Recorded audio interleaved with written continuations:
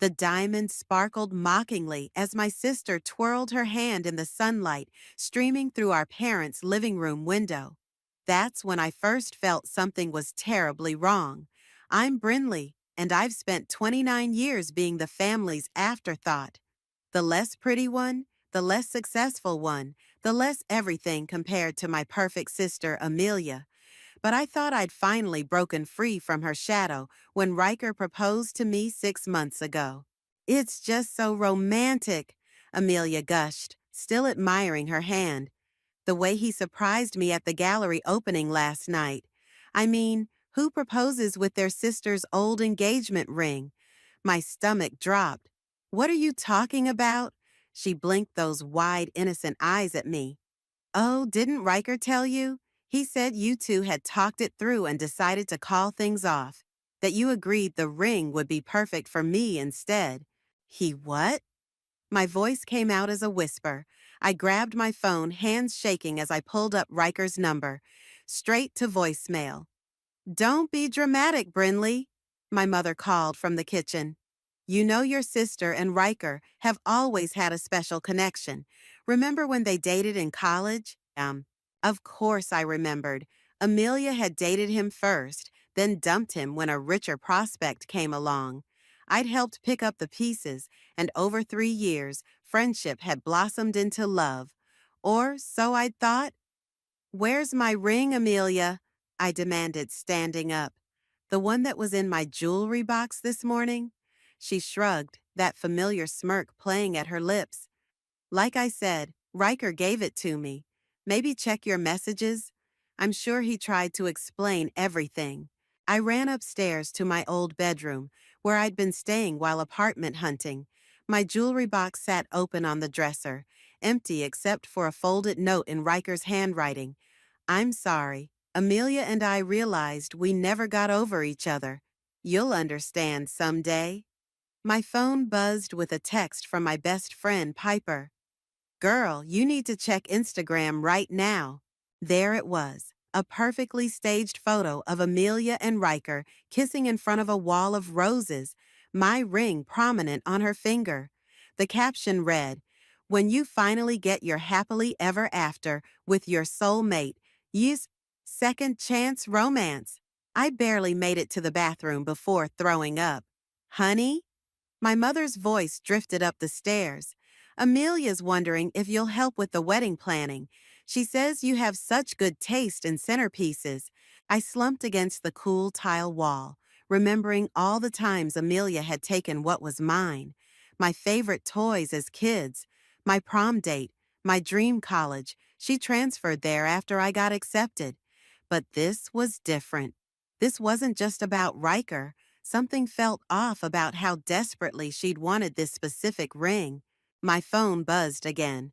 An unknown number.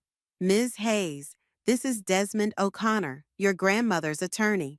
We need to discuss the ring immediately. There are things you don't know. What things? I typed back. Not over text. Meet me tomorrow, 10 a.m., my office. And whatever you do, don't let your sister leave the country with that ring. I heard Amelia's laugh floating up from downstairs, followed by the sound of our mother fawning over wedding magazines. The familiar rage and helplessness started to rise, but something else was there too. A spark of determination I'd never felt before. I pulled up Piper's number. I need your help, I said when she answered. Remember how you always said karma would catch up with Amelia someday? I think it's finally happening. I'm on my way, Piper replied without hesitation. And Brinley, bring your grandmother's old diary, the one Amelia's been trying to get her hands on for years. I have a feeling we're going to need it. I hung up and walked to my closet, pulling out the worn leather journal I'd kept hidden since Gran's funeral. Amelia's voice carried up again, now discussing honeymoon destinations with our mother. Let her plan. Let her think she'd won again. For the first time in my life, I felt something shifting inside me. This wasn't going to be like all the other times I'd stepped aside to keep the peace. This time, I was going to fight back. I just didn't know yet how much that fight would change everything. The church bells seemed to mock me as I slipped into the back pew. 3 weeks. That's all it took for my sister to plan the perfect wedding, while I sat in the audience wearing a dress I'd originally bought for my own rehearsal dinner. You're stronger than I'd be, Piper whispered, squeezing my hand. I still think we should tell everyone what we found in your grandmother's diary. I shook my head slightly. Not yet. Desmond says timing is everything. The wedding march began, and Amelia floated down the aisle in what I recognized as a modified version of our grandmother's dress, another thing she'd taken without asking. But it was the ring on her finger that made my heart race, the ring that, according to Desmond, contained more than just diamonds. Dearly beloved, the priest began, but I was watching Riker's face. He wasn't looking at Amelia with love. He was scanning the crowd, his expression more calculating than adoring. When his eyes met mine, he quickly looked away. Did you see that? Piper murmured. Before I could respond, someone slipped into the pew beside me. Ms. Hayes, Desmond whispered, we have confirmation. They're planning to leave for their honeymoon tonight, private jet to Switzerland. Switzerland? I hissed. But they told everyone they were going to Hawaii. Because Switzerland has certain banking laws that would make it very convenient to access hidden accounts. Desmond passed me a folder. Your grandmother was more clever than anyone knew. That ring contains coordinates to something that could change everything. If anyone has any reason these two should not be wed, the priest's voice rang out. Speak now or forever hold your peace. I gripped the folder tightly, thinking of all the times I'd held my peace, all the times I'd watched Amelia take and take while our mother applauded her nerve. The moment passed. They exchanged vows. Riker's hands shook as he slipped a second band onto Amelia's finger to join my grandmother's ring. At the reception, I watched them work the room like professionals. Amelia, touching her ring constantly. Riker, having intense whispered conversations with groomsmen I'd never seen before today. Brinley, Amelia's voice cut through my observations. Come take a photo with your favorite sister. I plastered on a smile and moved toward her. As she pulled me close, she whispered, I know you're up to something, but you've already lost, just like always. Smile, the photographer called. I did smile, thinking of the documents in Desmond's folder. You know, Amelia, I've been meaning to ask, did you ever wonder why Gran left me her diary but gave you nothing? Her grip on my arm tightened painfully. What are you talking about? Oh, just something interesting I read about the family estate in Switzerland, the one you think nobody knows about. The color drained from her face. You're lying. There's nothing. Ladies! Our mother appeared, champagne in hand. Amelia, darling, it's time for the father-daughter dance. As Amelia was whisked away, Piper appeared at my elbow. The documents are copied and filed. Desmond's contact at the airport is ready. Should I call them? I watched Amelia dance, her ring catching the light. Not yet. Let them get on that plane thinking they've won. Let them find out mid-flight that their Swiss accounts are frozen and their little scheme is about to blow up in their faces. You're scary when you're plotting revenge, Piper grinned. I love it. The reception wound down. I hugged Amelia goodbye, whispering, Enjoy Switzerland, sis. The flash of panic in her eyes was worth every second of the past 3 weeks. As their car pulled away, Desmond approached with his phone out. Your grandmother's estate lawyer in Geneva is ready. Once they land, everything will be in place. Are you sure you want to go through with this? I thought of the diary entries I'd read, of our grandmother's careful plans to protect the family legacy from those who would abuse it, of how she'd watched Amelia's behavior over the years and made her choice about who to trust. They thought I was the weak one, I said, watching the taillights disappear. The quiet one who would just accept whatever happened. They never wondered why Gran spent so much time teaching me about the estate management, about investments, about building something meaningful. My phone buzzed. A text from an unknown number. Plane tracking activated. Will alert when they cross into Swiss airspace. Now we wait, Piper said, linking her arm through mine. How long until they realize that ring is more than just jewelry? I smiled, thinking of the microscopic USB drive hidden in the setting. Oh, I'd say somewhere over the Atlantic, they'll figure it out. And by then, it'll be too late. They've just reached cruising altitude, Piper announced, watching the flight tracker on her laptop. We'd set up a command center of sorts in my apartment, with Desmond pacing by the window and his assistant monitoring various feeds. My phone rang, a video call from Amelia. I put it on speaker. "What did you do?" she snarled, her face illuminated by the airplane's dim lighting. "Our cards were just declined at the airport lounge." "Really? How embarrassing for you." I kept my voice light. "Have you taken a close look at that ring yet?" Riker's face appeared next to hers. "Brinley, whatever game you're playing." "Oh, like the game where you stole my ring and married my sister? That kind of game?" Amelia's face contorted. "The ring. What's wrong with the ring?" "Maybe you should ask Gran's Swiss lawyer when you land. I'm sure he'll be very interested in meeting you." The video shook as Amelia presumably yanked the ring off her finger.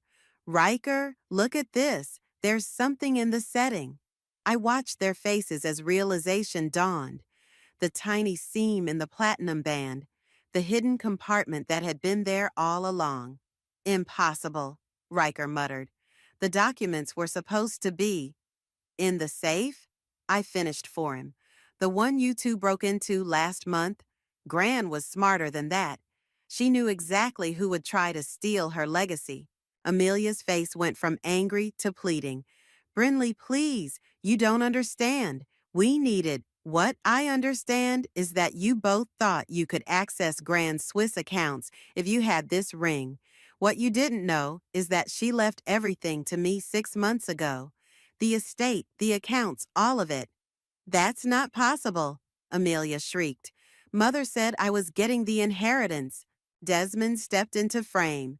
"Actually, Miss Hayes, your grandmother was quite clear. The estate goes to Brinley, along with full control of the family's charitable foundation."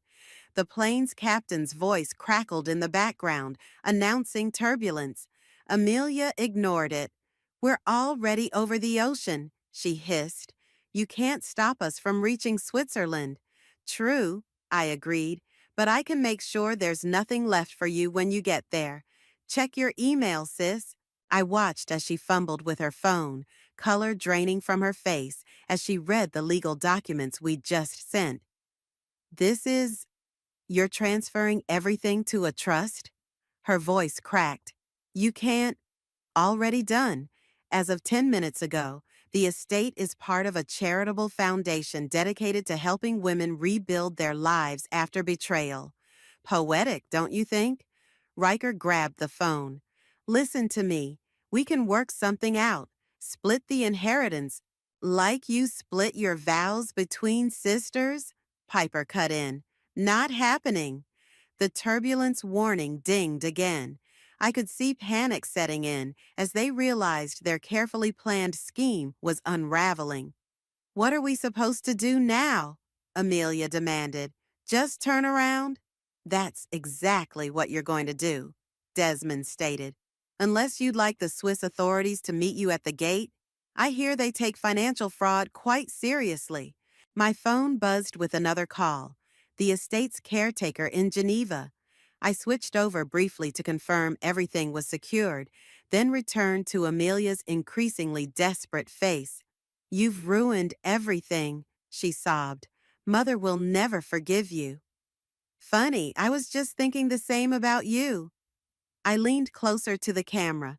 "By the way, I've arranged for a car to pick you up when you land. It'll take you straight to your new apartment." "What new apartment?" "The one I found for you in that charming little suburb you always made fun of. Don't worry, I paid for 3 months' rent.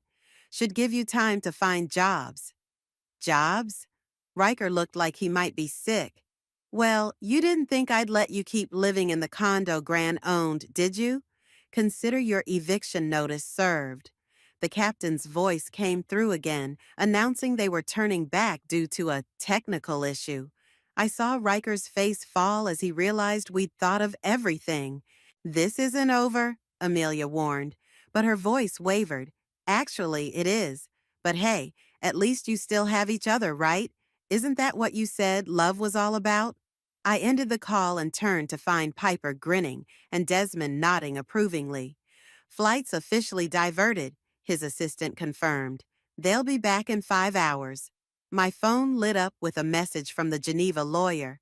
Estate secured, foundation paperwork processed, ready to begin renovations whenever you are. I took a deep breath, feeling lighter than I had in years. Well, I said, picking up Gran's diary, I guess it's time to start planning how to turn a centuries-old estate into a modern sanctuary. And what about them? Piper asked, nodding at my phone where Amelia's desperate face had been moments before. Let them experience what it's like to start from nothing. Maybe they'll learn something. But from the dozen missed calls already lighting up my screen, I knew this was far from over.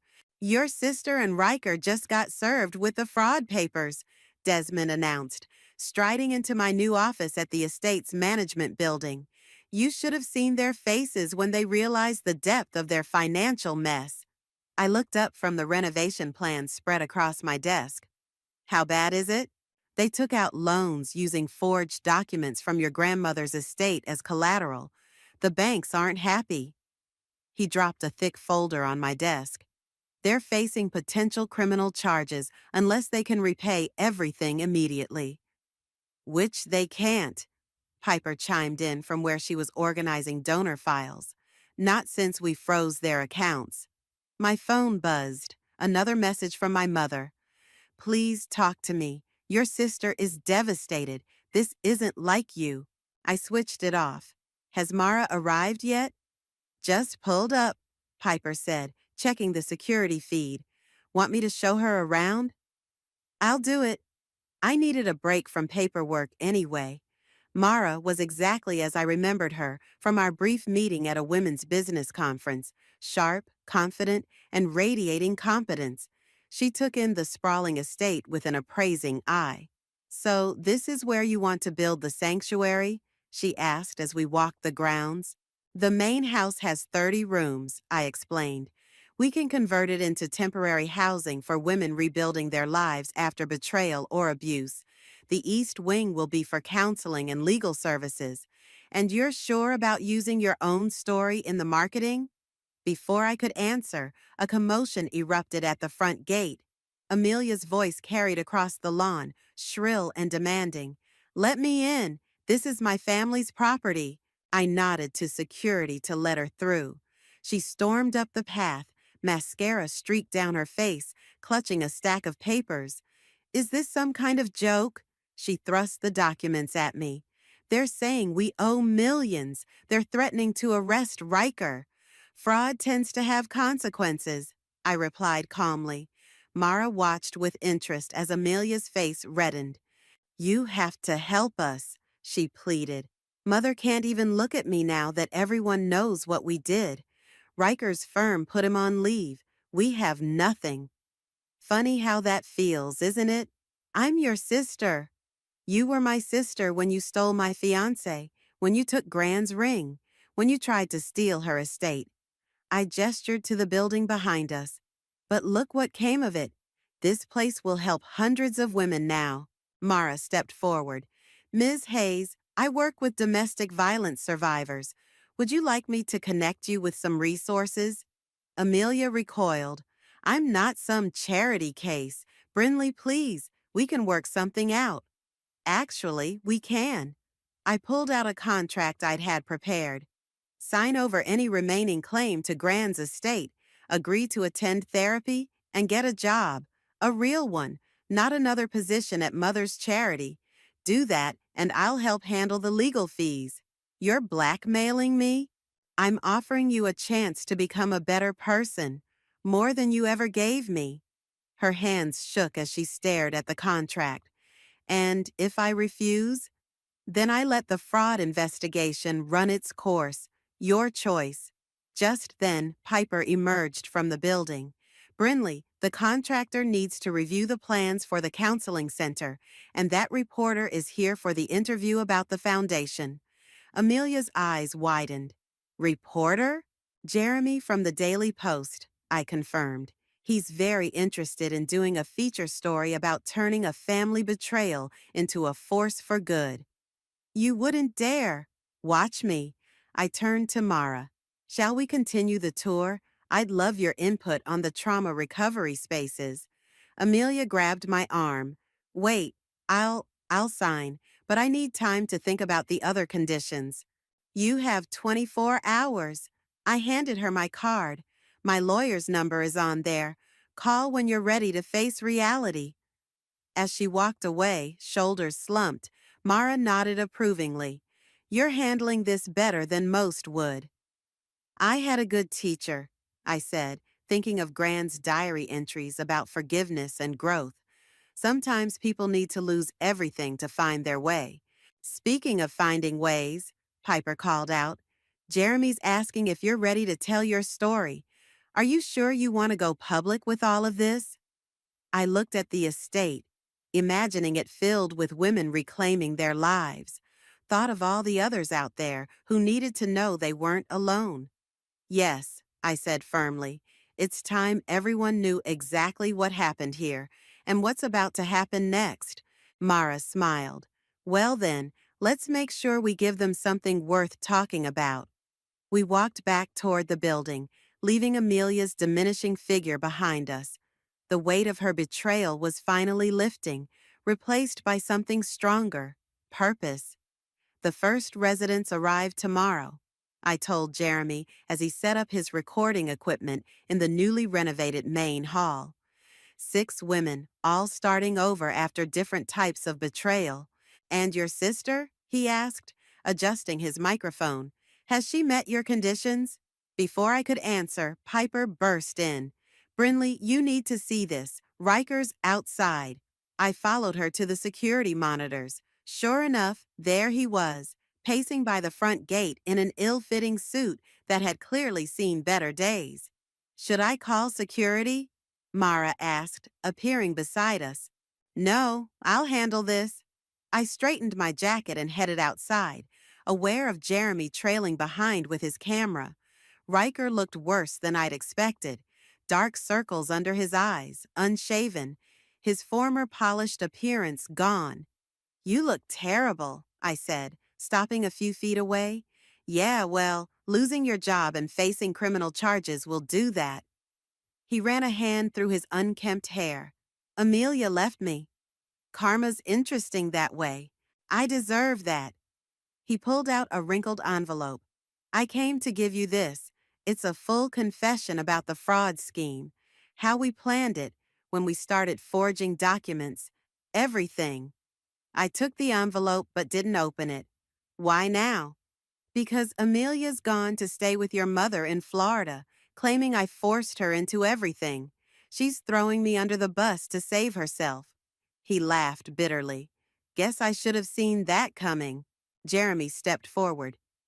Mr. Brooks, would you be willing to go on record about this? Riker noticed the camera for the first time. Is this some kind of setup?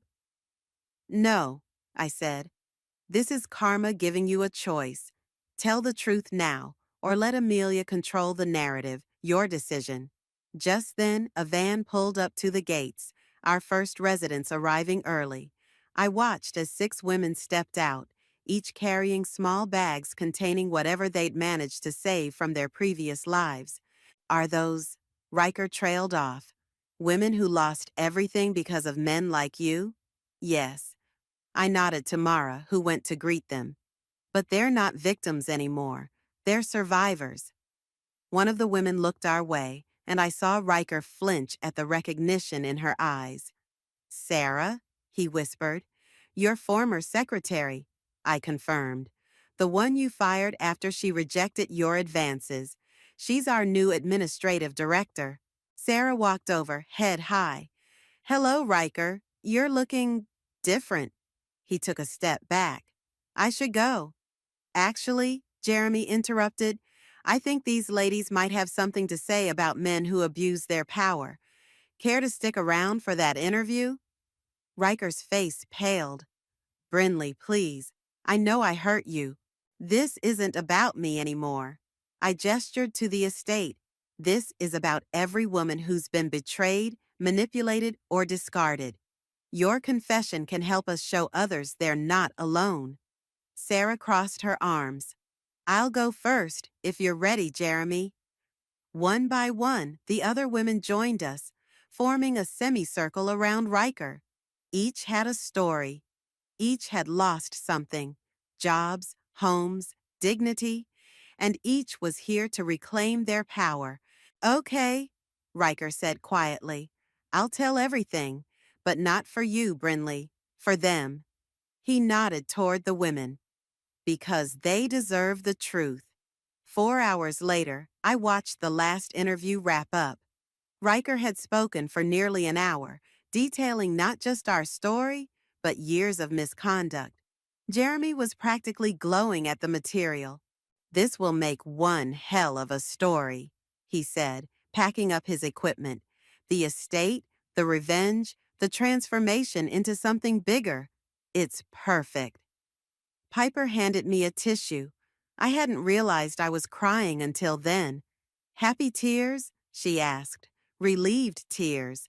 I watched as Sarah showed the other women to their rooms. For the first time, I feel like losing everything was worth it. Look what we built from the ashes. My phone buzzed. A text from Amelia. Saw Riker at the estate. Mother says you're trying to destroy our family name.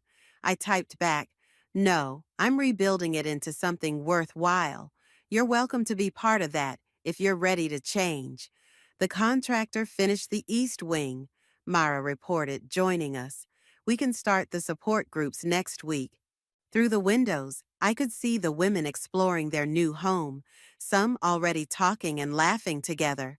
In just hours, they'd formed the kind of supportive bond that Amelia and I never had. Should we tell them about the job training program starting next month?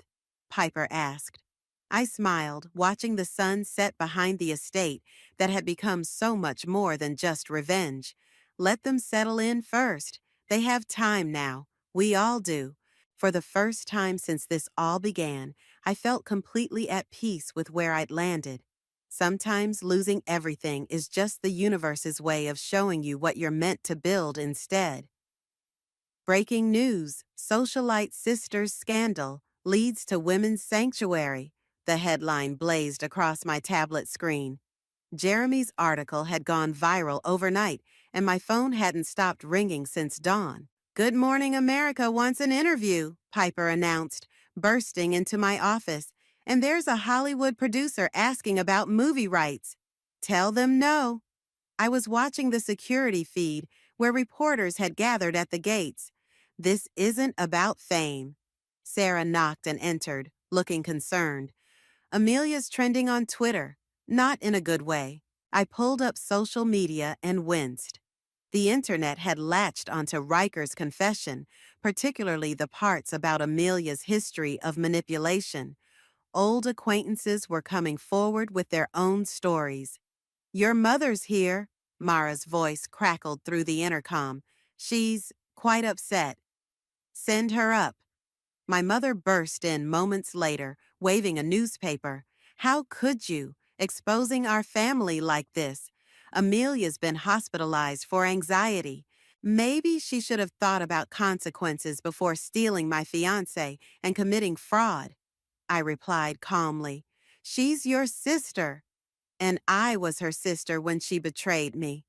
I gestured to the women visible through my office window, attending their morning support group. Look at what came from that betrayal. Something good. Good?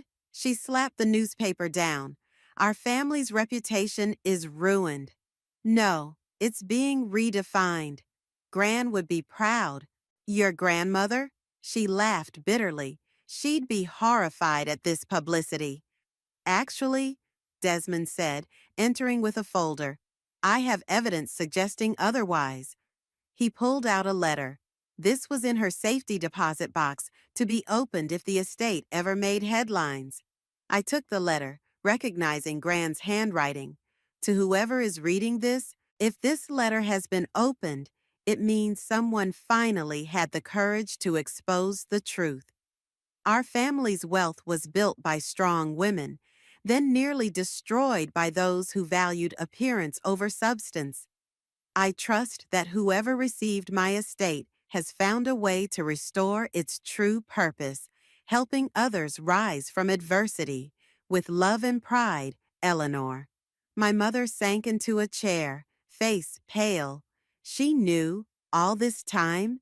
She knew everything, Desmond confirmed, including how you and Amelia tried to access the Swiss accounts 3 years ago. A commotion outside drew our attention. Through the window, I saw Riker approaching the gates, surrounded by reporters. What's he doing here? Piper demanded. We watched on the security feed as he faced the cameras. I'm here to make additional statements about my actions and to begin mandatory counseling as part of my plea agreement. The reporters surged forward with questions. Mr. Brooks, is it true you're facing jail time? Did Amelia Hayes orchestrate the fraud? What do you say to other men who abuse their power? Riker looked directly at the nearest camera.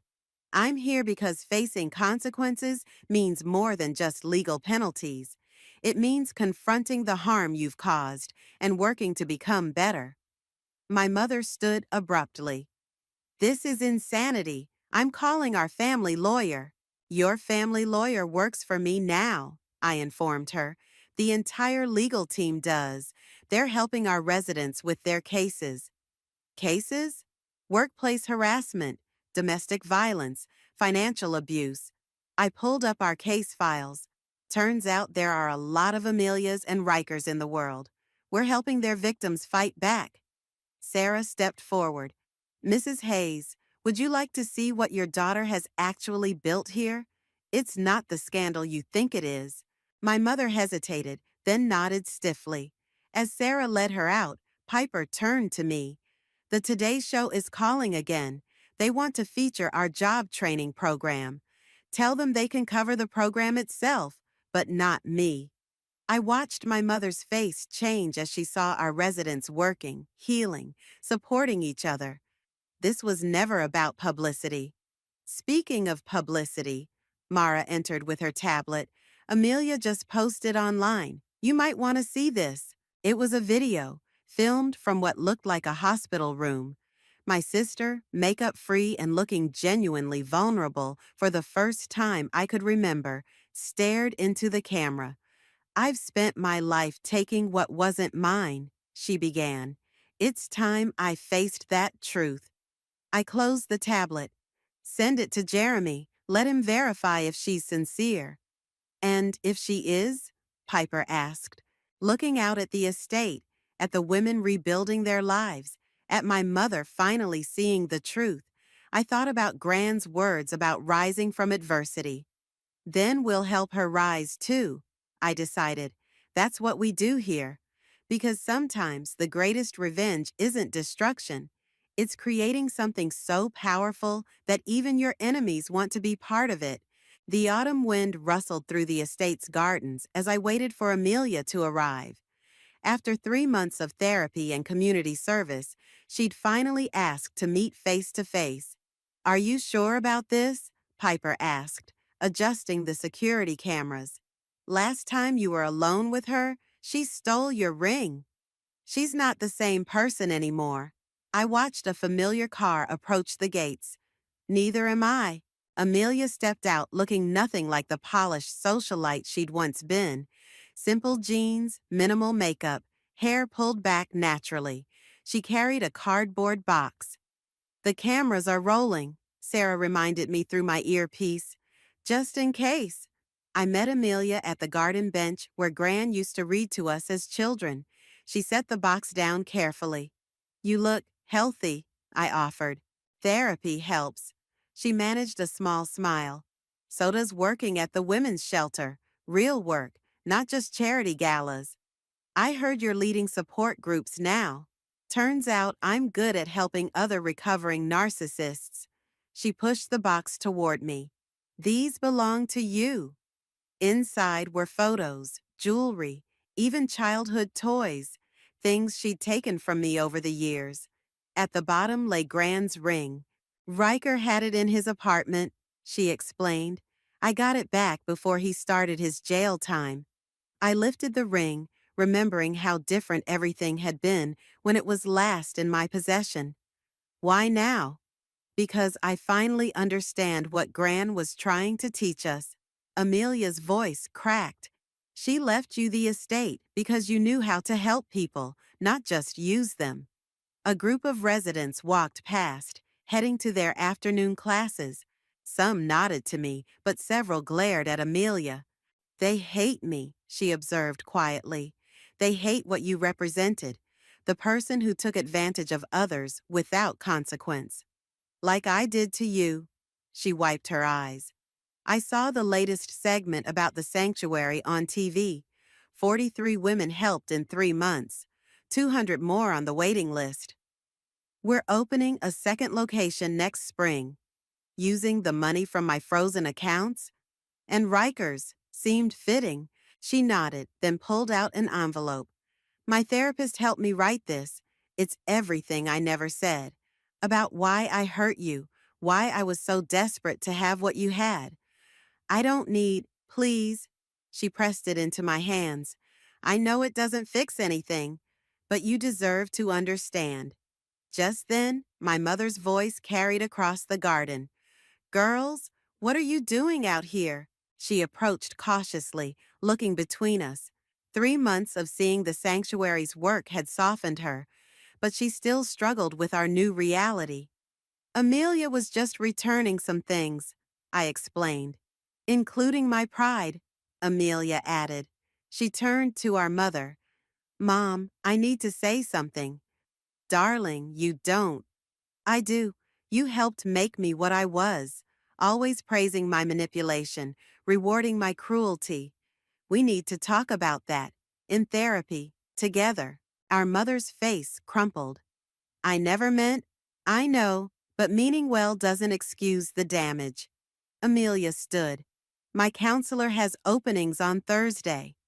I watched my mother's internal struggle play across her face before she nodded slowly. Good, Amelia said, because I'm tired of being the person you raised me to be. She turned back to me. And I'm sorry I tried to destroy the person Gran raised you to be. My earpiece crackled. Incoming call from the governor's office, Sarah announced. They want to discuss state funding for expansion. Tell them I'll call back. I studied my sister's face, seeing genuine remorse for the first time. Would you like to see what we've built here? Really see it? I'd like that. She glanced at the ring in my hand. What will you do with it? I slipped it onto my finger, feeling its weight. Keep it as a reminder, not of what I lost, but of what I found.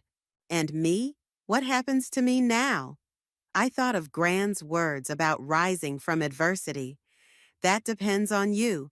We have a program starting next month, teaching women to recognize toxic patterns in themselves and others. We need peer counselors. You'd trust me with that? Trust is earned, but everyone deserves a chance to earn it. Our mother stepped forward. Both of you deserve better than what I gave you. Then help us do better, I said. The sanctuary's not just for victims, it's for anyone ready to change. Amelia picked up her empty box. I'd like to try, if you'll let me. Thursday. Our mother agreed quietly. We'll start on Thursday. As we walked toward the main building, I felt the weight of years of resentment beginning to lift, not forgotten, but transforming into something else, something that might eventually heal us all. Because sometimes the people who hurt you the most are the ones who need healing themselves. And now, to To present our Humanitarian of the Year award, the announcer's voice echoed through the grand hall. Please welcome Sarah Mitchell, Executive Director of the Hayes Women's Sanctuary. Sarah stepped up to the podium, her confidence radiating through the room. When I first met Brinley, I was a broken woman who'd lost everything. Today, I help run an organization that's transformed hundreds of lives. I sat between Piper and Mara, squeezing their hands as Sarah continued. But this award isn't just for Brinley. It's for every woman who found strength in our sanctuary, including someone who surprised us all. She gestured to the side stage. Please welcome our newest board member, Amelia Hayes. The audience murmured as Amelia approached the podium. Gone was the socialite who'd stolen my ring. In her place stood a woman who'd spent the past several months working tirelessly to earn back trust. My sister taught me that true strength isn't about taking from others, Amelia began. It's about lifting them up. Today, we're announcing the opening of our third sanctuary location, funded entirely by recovered assets from financial abuse cases. I watched our mother in the front row, tears streaming down her face. Weekly therapy had revealed decades of generational trauma we were finally breaking. And speaking of recovery, Amelia continued, we've received a letter from our former brother-in-law, Riker, who's completing his rehabilitation program. She read from the letter, the sanctuary's work has shown me how many lives one person's selfishness can destroy. I'm dedicating my remaining resources to supporting their legal defense fund for women fighting financial abuse.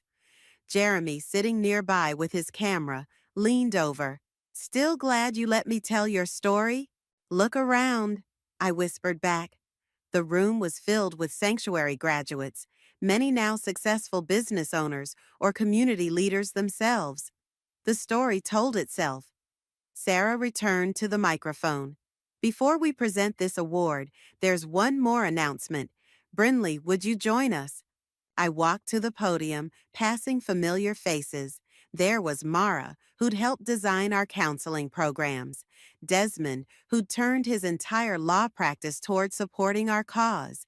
Piper, my rock through everything.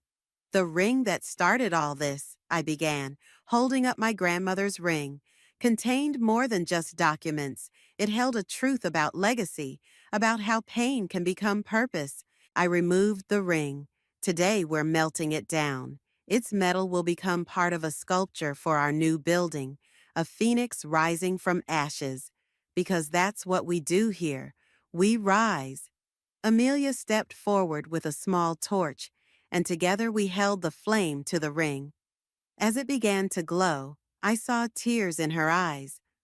I'm sorry, she whispered, too quietly for the microphone to catch. I know, I replied, just as softly. That's why we're both here. The metal melted, dripping into a mold held by one of our artists, a domestic violence survivor whose work now sold in galleries. Our mother joined us on stage, holding an old leather book. Your grandmother's diary, she said, handing it to me. It's time everyone heard her words. I opened to the last page and read, to my dearest Brinley, when you find your strength, help others find theirs. That's how we change the world, one restored soul at a time. The audience stood, applauding not just for me, but for every story of transformation in that room. The award, Sarah announced, goes not to an individual, but to the Hayes Women's Sanctuary for showing us that the greatest revenge against darkness is creating light.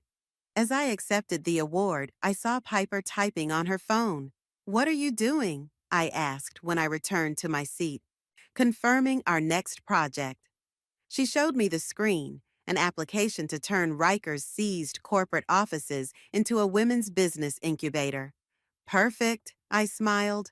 Ready to help more phoenixes rise? Always, Amelia answered, joining us.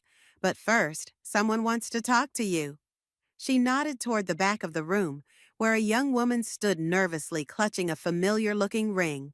Her fiancé took everything, Amelia explained. She found us because of the article Jeremy wrote. I walked over to the woman, seeing my past self in her tears. Let me guess, the ring has special meaning? She nodded. Then let's make sure that meaning becomes something beautiful. I gestured to our group. Welcome to the sanctuary. Your story isn't over. It's just beginning. Because sometimes the best endings aren't endings at all. They're transformations, turning what was broken into something stronger than before. And as I looked around at my found family of phoenixes, I knew Gran had been right all along. The greatest inheritance wasn't in any ring or estate, it was in the power to help others rise.